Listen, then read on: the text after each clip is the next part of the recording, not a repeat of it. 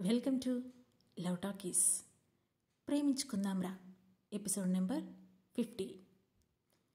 నీ గురించి కొంత తెలిసింది అని నేను మైకేల్తో అనగానే, ఏం తెలిసింది అని బేస్ వాయిస్లో అడిగాడు మైకేల్. అదే అంటూ ఆగిపోయాను. మైకేల్ సైలెంట్గానే ఏంటో చెప్పు అన్నట్లు నా వైపు చూశాడు. మీరు క్యాన్సర్ పేషెంట్స్ కోసం ఏదో చేస్తున్నారు కదా, అది తెలుసు అని చెప్పాను. సో అన్నాడు. సో అంటే ఏం చెప్పాలి, ఈ మధ్య ఏంతో మాట్లాడాలంటేనే ఎన్సైక్లోపీడియా వెతుక్కోవాల్సి వస్తుంది. అసలు నా బుర్ర పనిచేయడం లేదో, లేక ఇతని బుర్ర నాకన్నా పాదరసం కంటే ఎక్కువగా పనిచేస్తుందో అర్థమే కావట్లేదు అని మనసులోనే తలకొట్టుకొని, సో మీరొక్కరే స్ట్రెస్ అవ్వక్కర్లేదు, నన్ను కూడా మీతో పాటు తీసుకెళ్తే నేను కూడా వస్తానని చెప్తున్నా అంటూ అరిచి చెప్పాను. ఓకే గుడ్ దెన్ అన్నాడు మైకేల్. దీంతోపాటు మా బావ అని అడిగేలోపే తగిలిన అతని వాడి చూపుల వేడికి ఒక క్షణం తత్తరపడి దాన్ని రాజేష్ కింద మార్చి అడిగాను.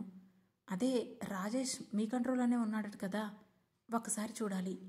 ప్రామిస్, నేను అస్సలు మిమ్మల్ని డిస్టర్బ్ చేయను, కామ్గా నా పని నేను చేసుకుంటాను ప్లీజ్ అని అన్నాను. వాణ్ణెందుకు చూడాలి, రెక్లెస్గా అడిగాడు మైకేల్.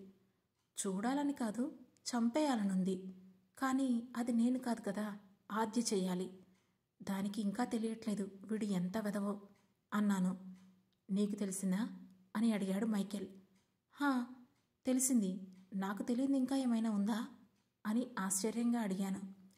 నథింగ్, అండ్ అశ్విన్కి చెప్తాను, he will drop you there, అక్కడేం టచ్ చేయొద్దు అని కాస్త సీరియస్గా చెప్పి బెడ్పై వాలి కళ్ళు మూసుకున్నాడు మైకేల్. అని బుద్ధిగా తలుపి, పడుకుంటున్నారా అని అడిగాను. ఇంకేం చేయాలి అని అడిగాడు మైకేల్. అబ్బా అని తల కొట్టుకొని, బాల్కనీలో కూర్చుందాం కాసేపు అని రిక్వెస్ట్ చేశాను. వెంటనే బెడ్ లైట్ను ఒక చేత్తో ఆపి మరో చేత్తో నన్ను తన మీదకి లాక్కున్నాడు మైకేల్. తన గుండెలపై చేతులు మోపి కళ్ళలోకి చూస్తూ, నేహా ఉంది అని గుసగుసగా చెప్పాను. మైకేల్ ఏం మాట్లాడకుండా నన్నే చూస్తున్నాడు. ఒక్క 5 నిమిషాలు వదిలితే తనని పక్క రూమ్లో పడుకోబెట్టొస్తాను అని చెప్పాను.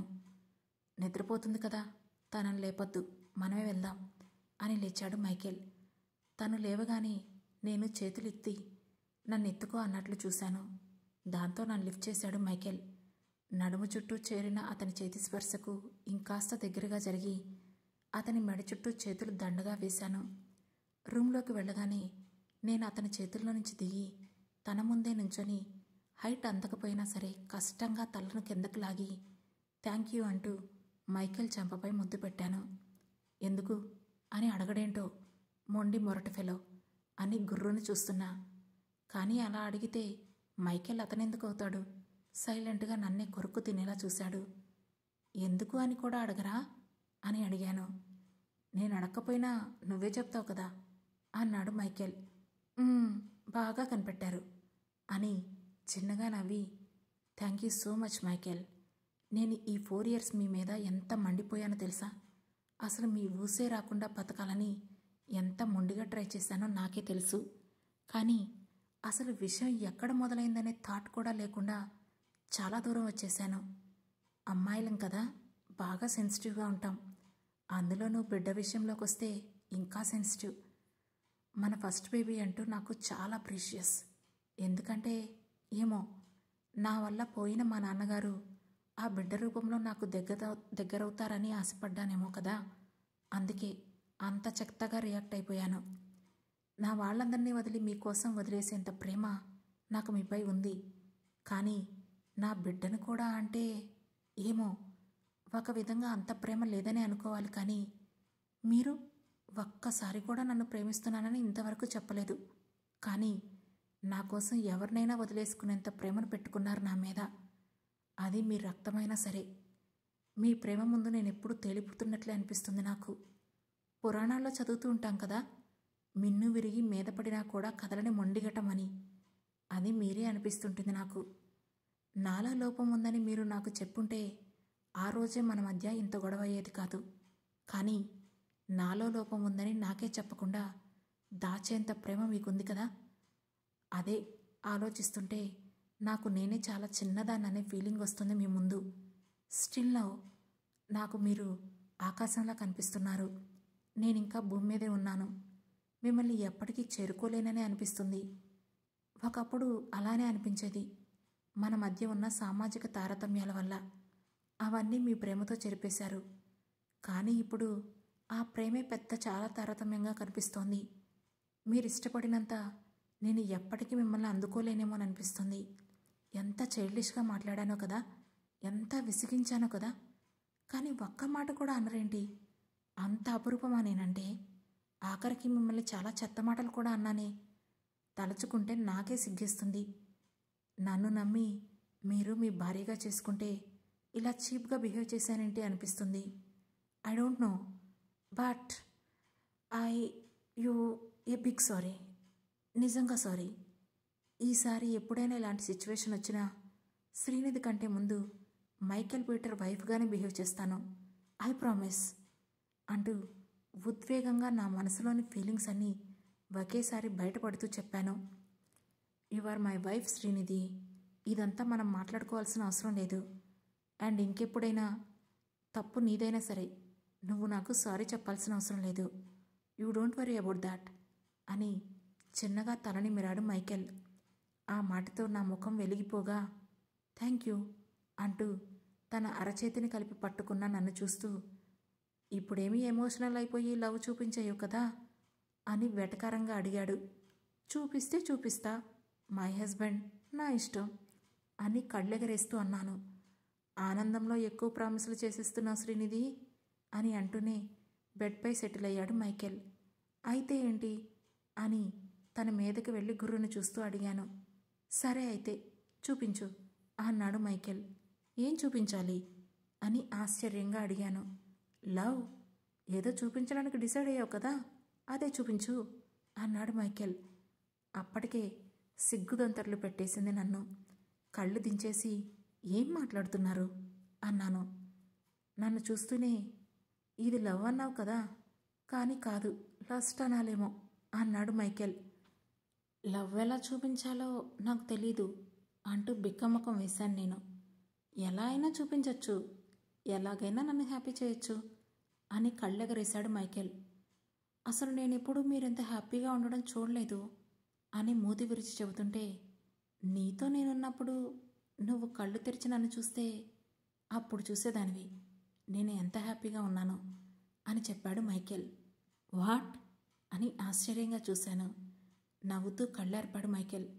అంటే నాకు దగ్గరగా ఉంటేనే మీరు హ్యాపీగా ఉంటానంటున్నారా అని ఆశ్చర్యంగా అడిగాను. నిజమా అని కళ్ళను భూచక్రాల్లా వెలిగిస్తూ చూశాను.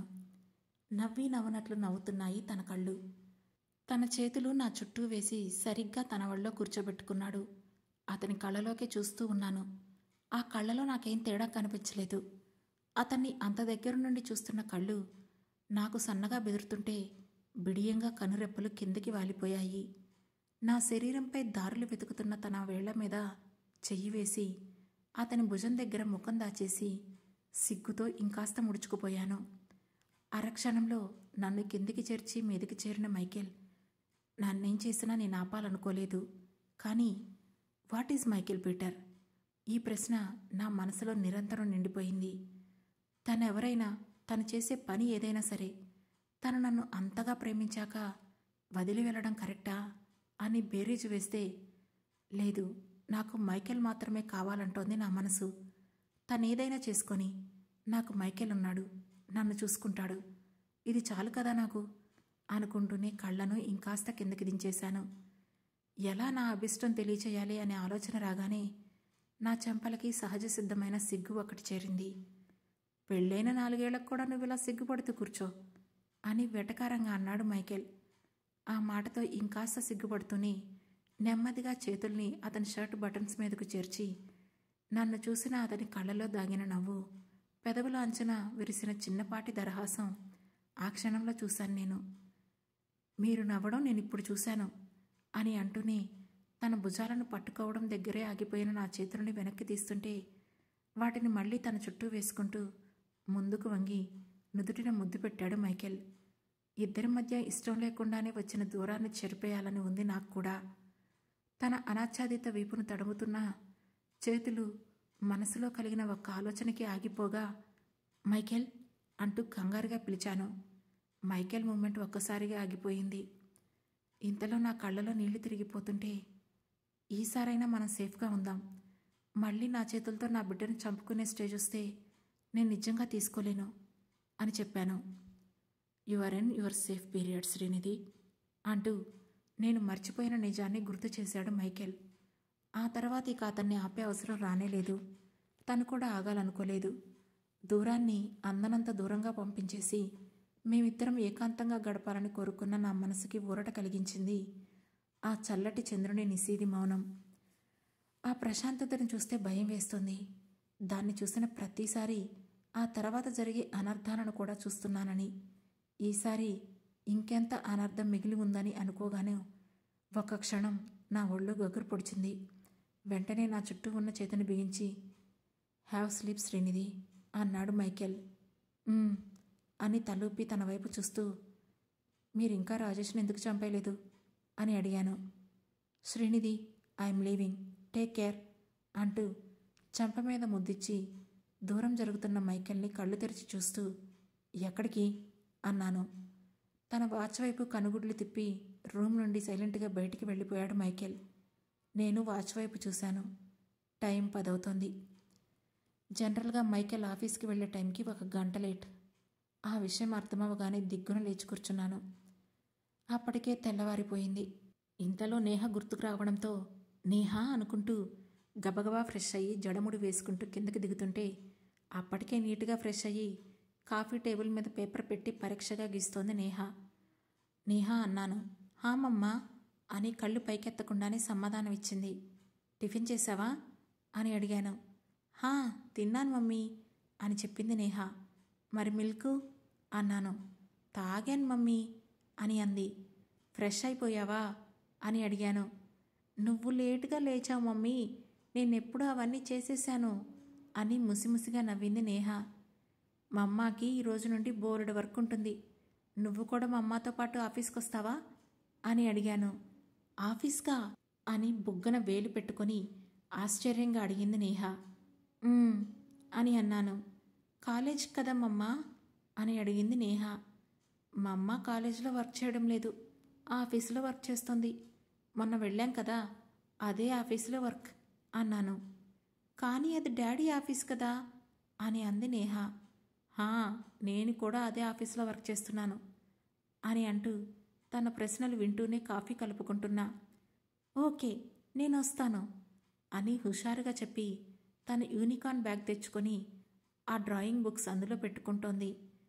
నేను కాఫీ సిప్ చేస్తుంటే సాక్స్, షూస్ వేసుకొని తయారై వచ్చి సోఫాలో బుద్ధిగా కూర్చుంది నేహ. 5 minutes, వెంటనే వచ్చేస్తా అని చెప్పి పైకి వెళ్ళి ఇంపార్టెంట్ ఫైల్స్ పట్టుకొని కిందికొచ్చాను. నేహను తీసుకొని వెళ్ళి కారులోని ప్యాసింజర్ సీట్లో కూర్చోబెట్టి సీట్ బెల్ట్ పెడుతుంటే నా బుగ్గన ముద్దిచ్చి యు లుక్ క్యూట్ మమ్మీ అని చెప్పింది నేహ. నీకు అల్లరి పెరిగిపోయింది పెంకిపిల్ల అని నవ్వుతూ అన్నాను. మమ్మా, మనం మళ్ళీ అమ్మమ్మ దగ్గరికి వెళ్ళమా, ఇంకా ఇక్కడే ఉంటామా అని అడిగింది నేహ. ఏ, నీకు మీ అమ్మమ్మను కలవాలనుందా అని అడిగాను. కానీ అమ్మమ్మ రాదు కదా అని దిగులుగా అంది నేహ. నీ బర్త్డేకి ఇంకా 10 days ఉంది కదా, అప్పుడు అమ్మమ్మను పిలుద్దామా అని అడిగాను. ఓకే, పిలుద్దాం అని హుషారుగా చెప్పింది నేహ. ఈ ఇయర్ నీ బర్త్డేకి ఎలాంటి డ్రెస్ కావాలి అని అడిగాను. ఎలాంటి డ్రెస్సా? బ్లూ కలర్, కళ్ళు నక్షత్రాల్లా మెరిపిస్తూ చెప్పింది నేహ. ఓకే, అలానే కొందాం అని నవ్వి ఇంతలో ఆఫీసు రావడంతో పార్క్ చేసి కార్ని సీటు బెల్ట్ తీసి నేహను దించాను. తర్వాత నేను కూడా దిగాను. అప్పటికే అది ఆఫీస్ మొత్తాన్ని తన కళ్ళతోనే స్కాన్ చేసి బడా ఆఫీస్ కదమ్మమ్మా అని అడిగింది. అని నడుస్తూ లిఫ్ట్ బటన్ ప్రెస్ చేసి మైకేల్ క్యాబిన్ వైపు వెళ్ళగానే అక్కడ ఖాళీ కుర్చీ దర్శనమిచ్చింది. ఈయనెక్కడా అని చుట్టూ చూస్తూ అతనెక్కడా కనిపించకపోయేసరికి నేహకు డ్రాయింగ్ బుక్ ఓపెన్ చేసి గీసుకోమని చెప్పి మైకేల్ క్యాబిన్ లాక్ చేసి నేను బయటికి వెళ్ళాను. అప్పుడే బయట నుండి వస్తూ కనిపించింది మైకేల్ కార్. తన కోట్ పట్టుకొని వెనకే నడుస్తూ ఏదో చెబుతున్నాడు అశ్విన్. ఫోల్డ్ చేసిన షర్ట్ బటన్స్ సరిగ్గా తీస్తూ నడుస్తున్నాడు మైకేల్.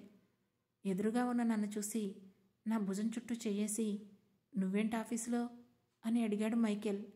ఊరికే అని నవ్వి, అసలు మీ వైఫ్ నేనా అశ్వినా? ఒక్కరోజు కూడా మీరిద్దరూ విడివిడిగా ఉండరా అని అడిగాను. లేమ్ జోక్ అని సింపుల్గా అనేసి నన్ను వదిలి ముందుకు వెళ్ళిపోయాడు మైకేల్. నేను వెళ్తున్నా అయితే అన్నాను. హా అశ్విన్, యూ డ్రాప్ హర్ అని తన రూమ్ డోర్ లాక్ తీసి లోపల ఉన్న నేహాకి స్మైల్ ఇచ్చాడు మైకేల్. హాయ్ డాడీ అని ఆనందంగా పిలిచింది నేహ. తనను లేపి ఒళ్ళో కూర్చోబెట్టుకొని నేహ వేసిన డ్రాయింగ్స్ చూస్తున్నాడు మైకేల్. ఇక వాళ్లకు నేనున్నా వెళ్ళిపోయినా పట్టదు అనుకొని దీర్ఘంగా నిట్టూర్పు వదిలి బయటికి నడిచి కారిడోర్ ఓపెన్ చేస్తుంటే తను వెళ్ళి డ్రైవింగ్ సీట్లో కూర్చున్నాడు అశ్విన్. దారి మొత్తం చుట్టూ చూస్తున్నాను. అసలు ఇదే సిటీలో ఉంటూ ఇన్నేళ్లుగా ఈ ప్లేస్ తెలియకుండా, అసలు బయటికి రాకుండా ఇదంతా ఎలా దాచారా అని అనుకున్నాను. సారా ఫైనాన్షియల్ అడ్వర్టైజింగ్ కంపెనీ, అదే మైకేల్ ల్యాబ్గా వాడుకునే ఆ ప్రదేశంలో కారు నాపి కారు లాక్ ఓపెన్ చేశాడు అశ్విన్. కారులో ఉండగానే తను ఒక మాస్క్ వేసుకొని నాకు కూడా వేసుకోమని ఒక మాస్క్ ఇచ్చాడు. ఆ తర్వాత ఆ బిల్డింగ్ దగ్గరికి వెళ్ళి డోర్ ఓపెన్ అయ్యేలా తన థంబ్ ఇంప్రెషన్ ఇచ్చాడు. ఆ తర్వాత డోర్ ఓపెన్ అయింది. అశ్విన్ ఇచ్చిన సర్జికల్ మాస్క్ను ముఖానికి తొడుక్కొని అశ్విన్ వెంటే లోపలికి వెళ్ళాను. అక్కడ ఇద్దరు సెక్యూరిటీ, మరో డోర్ ఉంది. మమ్మల్ని చూసి చెక్ చేయబోతున్న సెక్యూరిటీని ఆపి, మేడం సాబ్ అని చెప్పాడు అశ్విన్. వెంటనే సెల్యూట్ చేసి పక్కకు జరిగి మరో డోర్ ఓపెన్ చేశాడు సెక్యూరిటీ. లోపలికి అడుగు పెట్టగానే అక్కడ హై అడ్వాన్స్డ్ ల్యాబ్ కనిపించింది. కనుచూపు మేరంతా ఏవేవో యాసిడ్స్, గాజు డబ్బాల్లో నిల్వ చేసిన వస్తువులు, మధ్యలో బ్లూ కలర్ ప్లాస్టిక్ కోట్లు వేసుకుని నడుస్తున్న జనాలు, ఎక్కడికక్కడే ఐసోలేషన్లో ఉన్న మనుషులు. దగ్గర దగ్గర ఒక 40 బెడ్ల మీద వివిధ వయసుల్లో ఉన్నారు. వాళ్ళ చుట్టూ ఏవేవో వైర్లు, మానిటర్లు. అదంతా ఏదో సైన్స్ ఫిక్షన్ సినిమాలా అనిపించింది నాకు. దట్ వే అంటూ ముందుకు నడిచాడు అశ్విన్. అంత హైజీనిక్గా ఒక హాస్పిటల్ను కూడా చూసినట్లు గుర్తులేదు నాకు. అలా అంతా గమనిస్తుంటే అశ్విన్ వెంటే ముందుకు నడిచాను. ఆ ఫ్లోర్లో మూలకి ఉన్న ఒక లిఫ్ట్లోకి వెళ్ళి గ్రౌండ్ ప్రెస్ చేసి అక్కడ నుండి ఐమూలగా వెళ్ళి అక్కడ జనరేటర్ ప్లేస్లో ఉన్న చిన్న డబ్బా మీద 2 సార్లు కొట్టాడు అశ్విన్. దాంతో అది ఓపెన్ అయ్యింది. ఆ ఓపెన్ అయిన డోర్ నుండి ఒక చిన్న మిషన్ బయటికి వస్తే దాన్ని విచిత్రంగా చూస్తున్న నా వైపు చూసి, బయోమెట్రిక్ సిస్టమ్ మేడం అన్నాడు అశ్విన్. నా బయోమెట్రిక్కా అని ఆశ్చర్యంగా అడుగుతూనే నా ఫింగర్ అక్కడ పెట్టాను.